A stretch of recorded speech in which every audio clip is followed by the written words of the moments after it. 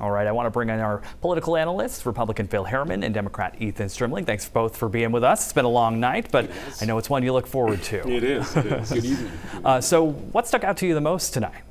At the local level, it's very interesting.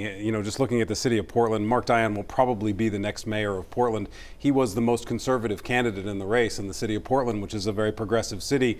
It's very interesting, and yet in his district, the place that he left, is the most progressive candidate. So I think once again, Mainers are really showing sort of their independence. They're really looking at people as individuals and saying, who is it that I feel like can handle this situation? It's not an ideological divide. So certainly on the local level, I think that's the same as we saw in Auburn as well, with Mayor Levesque losing. Not something that I think we expected, but clearly at a local level, some people wanted something different. Yeah, we'll dive more into that. But what stuck out to you, Phil? I think more on the 8 questions on the ballot, the ones that were sort of conflicting, the one that said we don't want to have a private enterprise or a quasi-government enterprise take over the power company, but we don't want foreign companies putting money into their own campaigns to defend their right to hold on to their property. That's, to me, rather interesting juxtaposition. Yeah, on question 3, were you surprised that the margin was so wide there?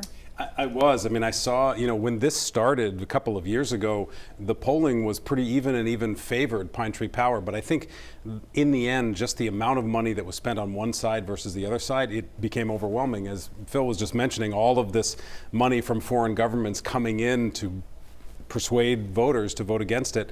It's surprising how much it lost. Disappointing. A lot of people put a lot of energy into it.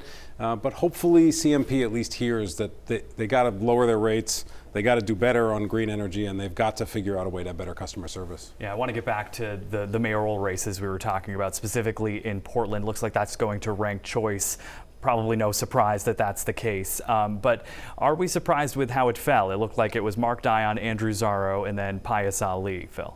Yeah, I agree. I think the margin of victory in the first ballot, if you will, for Mark Dion kind of spelled the formula for the rest of the evening.